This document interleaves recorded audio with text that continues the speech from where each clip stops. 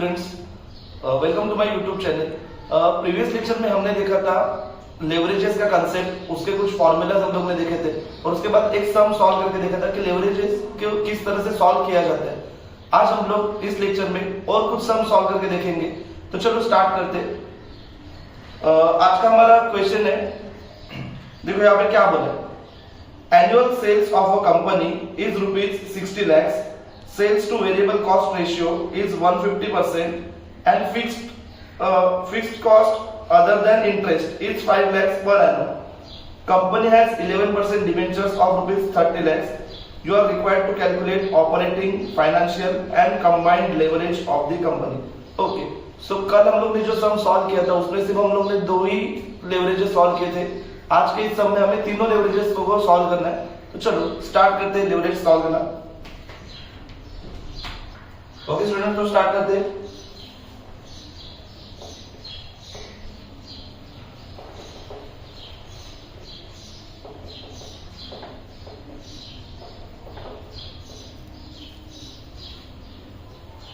सबसे पहले देखो उन्होंने क्या बोला, sales to variable cost ratio is 150%, मतलब वेरिएबल कॉस्ट जितना भी है सेल्स उसका 150% है। अगर मैंने सपोज यहाँ पे मैंने ऐसे अज्यूम किया कि मेरा वेरिएबल कॉस्ट जो है वो 100 है, तो मेरा सेल्स है वो रहेगा 150। तो चलो हम लोग कैलकुलेशन करके देखते हैं कि मेरा सेल और वेरिएबल कॉस्ट मेरा कितना आता है। तो सपोज अगर 150 के लिए यहाँ पे उन्होंने अमाउंट दिया 60 lakhs, तो क्रॉस मल्टीप्लिकेशन करके देखना पड़ेगा। 60 lakhs multiplied by 100 divide by 150, तो मुझे वेरिएबल कॉस्ट का अमाउंट मिल जाएगा। तो देखो मैं आपके सामने कैलकुलेशन करके लिखता हूं, 60 lakhs multiplied by 100 divide by 150, तो मुझे आंसर मिल रहा है 40 lakhs। तो अपना वेरिएबल कॉस्ट आ जाएगा 40 lakhs का।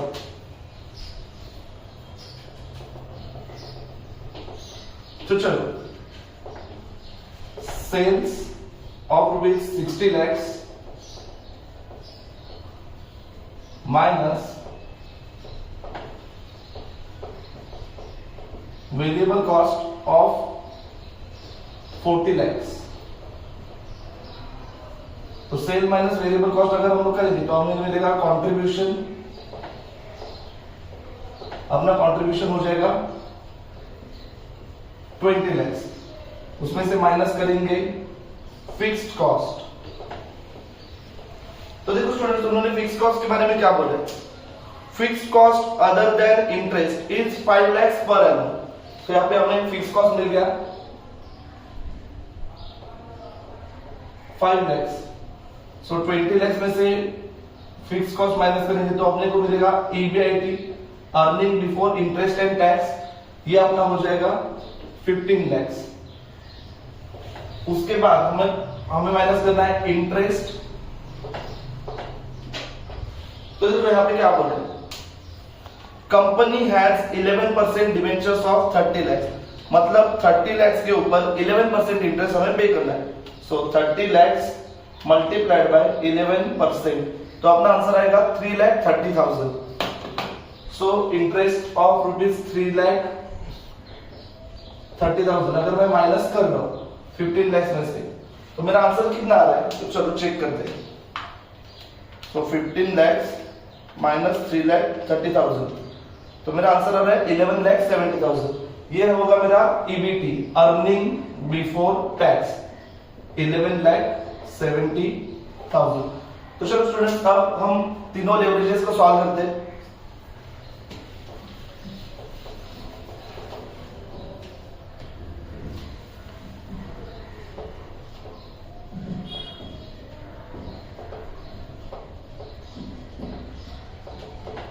ऑपरेटिंग लेवरेज का फॉर्मूला दिया था कंट्रीब्यूशन अपॉन EBIT। तो देखो कंट्रीब्यूशन था 20 lakhs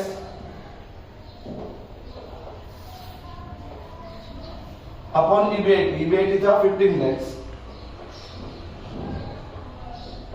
so 20 lakhs divide by 15 lakhs, तो मेरा आंसर आ रहा है 1.3333। ओके, तो मेरा ऑपरेटिंग लेवरेज का आंसर आया 1.3333। ये हुआ मेरा ऑपरेटिंग लेवरेज। उसके बाद मैं सॉल्व करूंगा।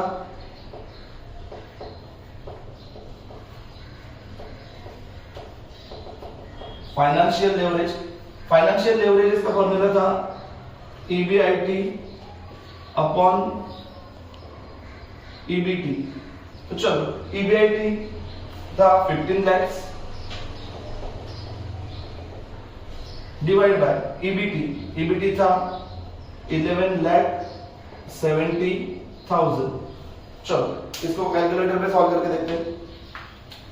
15 lakhs डिवाइड बाय 11,70,000, तो हमारा आंसर आ रहा है 1.28205। तो 1.2821 कर सकते हैं हम लोग, 1.2821। उसके बाद तीसरा लेवरेज,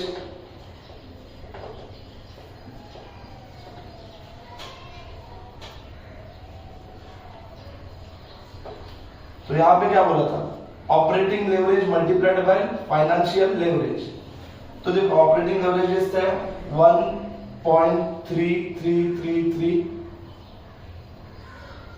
मल्टीप्लाइड बाय 1.2821। तो चलो ये कैलकुलेशन करके देखते हैं। 1.3333 मल्टीप्लाइड बाय 1.2821, तो मुझे आंसर मिल रहा है 1.7094। ये हो गया मेरा कंबाइंड लेवरेज का आंसर 1.7094।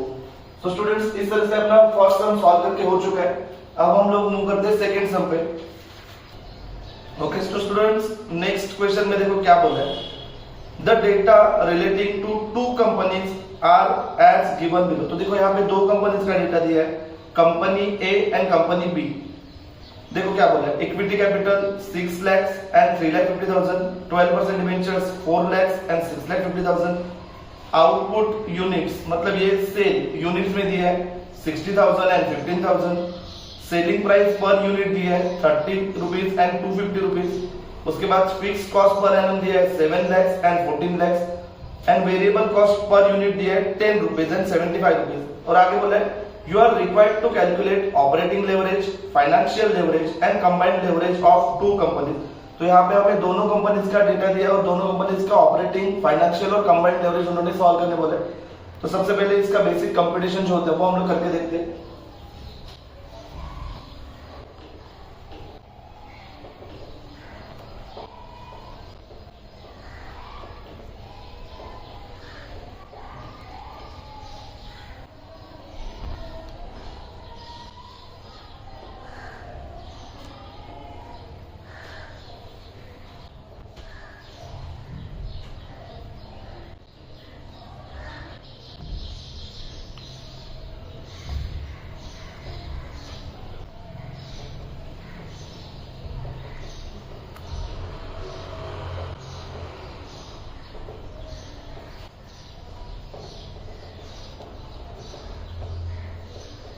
देखो कंपनी ए का टोटल जो आउटपुट था यूनिट्स थे वो थे 60,000 एंड कंपनी बी का था 15,000। तो पहले मैं यहाँ पे लिख लेता हूँ, हमें बाद में मल्टीप्लिकेशन करने के लिए ये डेटा इंपॉर्टेंट है।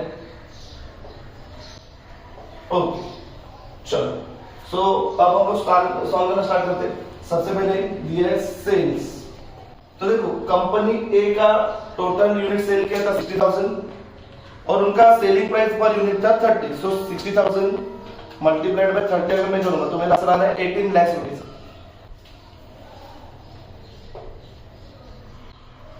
उसके बाद कंपनी बी का total number of unit sale था 15,000 यूनिट्स एंड उसका सेलिंग प्राइस पर यूनिट था 250। तो इन दोनों को मल्टीप्लाई करूंगा तो मेरा टोटल आंसर आ रहा है 37,50,000।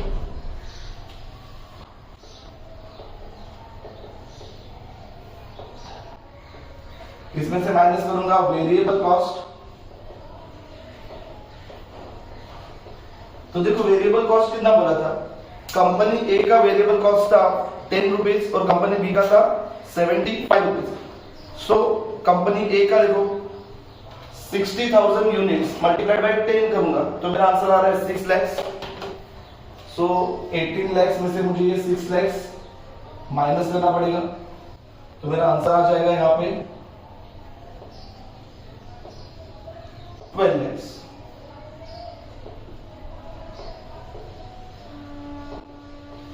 और company B 15,000 units multiplied by उसका वेरिएबल कॉस्ट दिया था पर यूनिट 75 रुपीज तो मेरा आंसर आ रहा है 11,25,000। 11,25,000। So 37,50,000 माइनस 11,25,000 में अगर करो तो मेरा आंसर आ रहा है 26,25,000। इसमें से मैं माइनस करूंगा फिक्स्ड कॉस्ट तो देखो फिक्स्ड कॉस्ट कितना बोला था कंपनी ए के लिए था 7 lakhs एंड कंपनी बी के लिए था 14 lakhs। So company A 7 lakhs and company B 14 lakhs।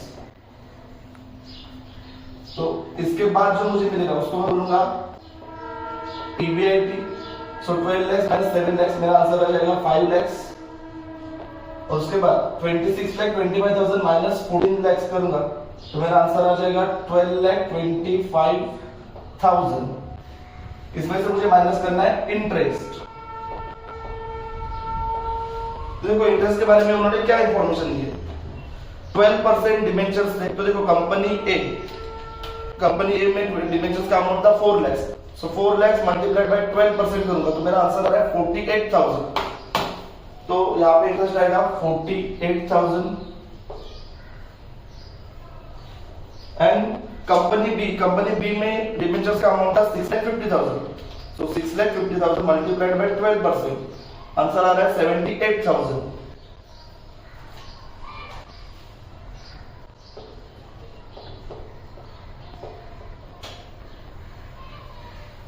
तो मेरा अर्निंग बिफोर टैक्स जो होगा वो यहां पे होगा 4,52,000 एंड कंपनी बी का मेरा आंसर आएगा 11,47,000।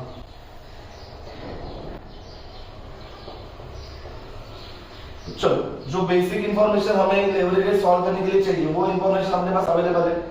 तो अब हम सॉल्व करते हैं ऑपरेटिंग लेवरेज।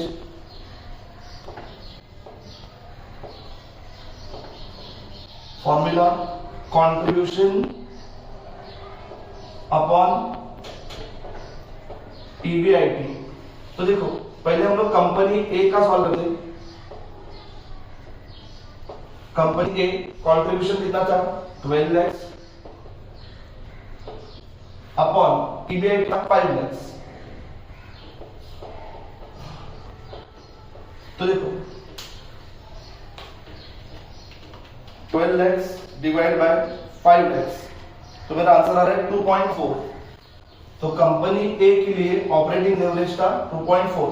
अब कंपनी बी का सॉल्व करते हैं। देखो कंट्रीब्यूशन कितना था 26,25,000 डिवाइड बाय EBIT था 12,25,000। चलो सॉल्व करके देखते हैं। 26,25,000 डिवाइड बाय 12,25,000 तो अपना आंसर आ रहा है 2.14। तो इस तरह से हमारा ऑपरेटिंग लेवरेज सॉल्व करके हो चुका है। अब हम लोग फाइनेंशियल लेवरेज सॉल्व करते हैं दोनों कंपनीज का।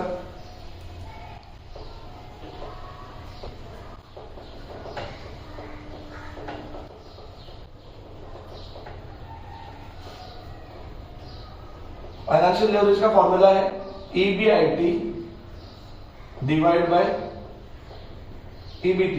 चलो कंपनी ए का EBIT था 5 lakhs डिवाइड बाय EBT था 4,52,000। चलो सॉल्व करके देखते हैं।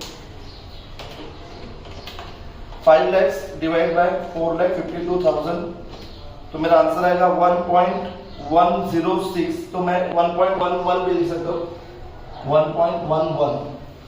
उसके बाद कंपनी बी, फॉर्मूला सेम ही है, बस इंफॉर्मेशन पुट करना है। 12,25,000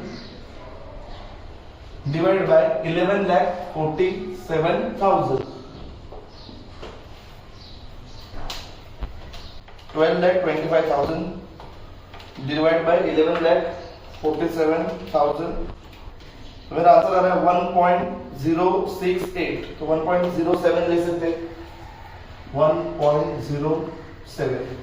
तो इस तरह से हमारा फाइनेंशियल लेवरेज भी सॉल्व करके हो चुका है। अब सॉल्व करेंगे कंबाइंड लेवरेज।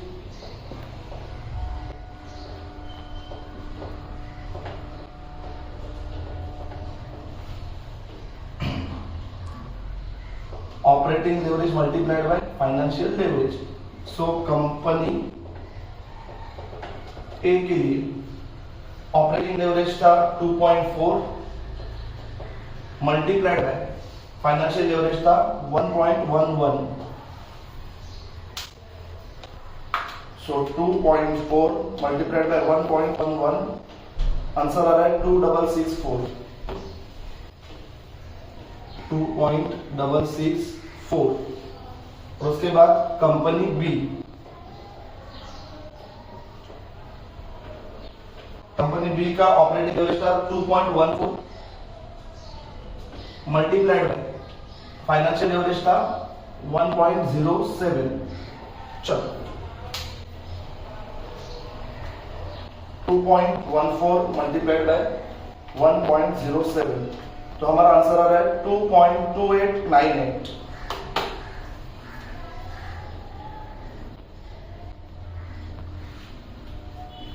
सो स्टूडेंट्स, हमारे जो दो सम हम लोग सॉल्व करने वाले थे, दोनों सम सॉल्व करके हो चुके हैं। अगर आपको कुछ भी डाउट रहेगा तो कमेंट करके जरूर पूछेगा। Thank you for watching.